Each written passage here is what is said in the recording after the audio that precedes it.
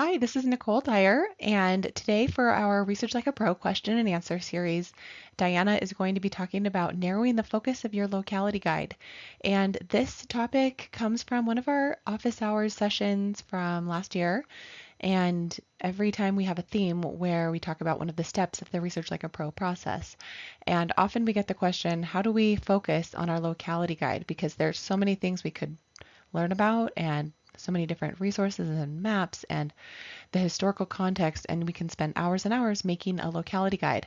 And the answer we usually give is to narrow in on the place and time that's most relevant to your research question. And so if your research question is trying to find out when a person was born and you think it was in the 1880s, then try to focus your locality guide on the time frame that might have that answer. So records available in the 1880s, then if it's relevant to the question, any of the records that came after that that may have birth information like pensions and children's death certificates and that kind of thing. Just trying to think about like what is the range of time that a record could have been created that has helpful information. And then you don't need to include everything back to 1600 and everything forward to the present day. You can narrow down to maybe like a 50 or 100-year time frame.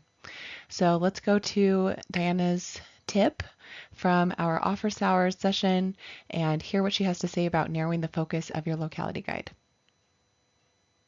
So the first one is to decide on a time limit. One of the things that is a challenge for people is knowing when to be done.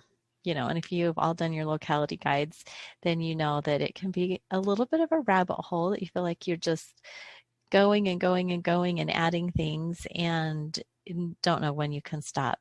So one thing you can do is just say, okay, I'm only going to spend 5 hours on this or 10 hours, whatever you want to do. And then know that whenever you discover a great map or a record set, you can certainly add to it. It's not like this is just a one and done. You're going to want to add to this as you go. Another key thing for doing your guide is to narrow the focus to the specific time frame for your project. So you can think about your objective and specifically when you are trying to research. So if you're doing a project on World War II, you probably would need to have your guide go before 1900 unless you have some significant research on the ancestor you want before that. So keep in mind when you'll be researching, and then you can narrow your focus in for that time frame.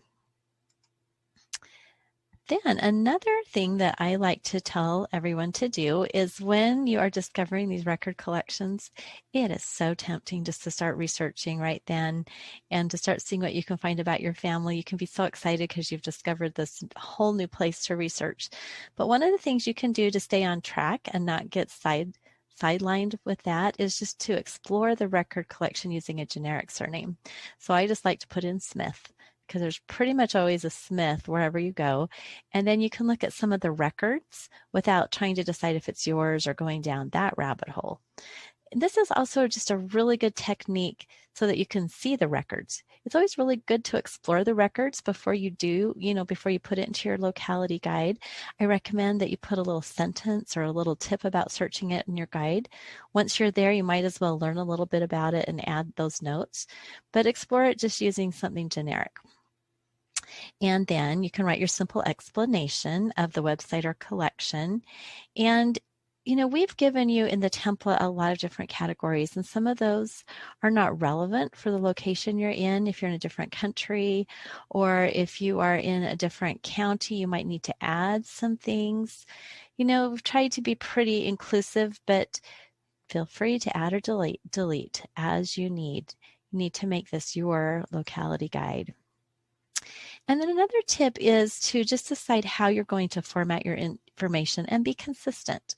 So I would recommend coming up with a plan. Do you want to do it in outline form? Do you want to do bullet points? Do you want to do narrative? Make it look pretty, because it will be more pleasing to your eye and it will be easier for you to find things if it's consistent. You don't want to have a guide where you sometimes have links, sometimes where you have an explanation. Just try to be consistent throughout and it will help. And then if you share it with anyone, it'll be easier for them to look through it as well.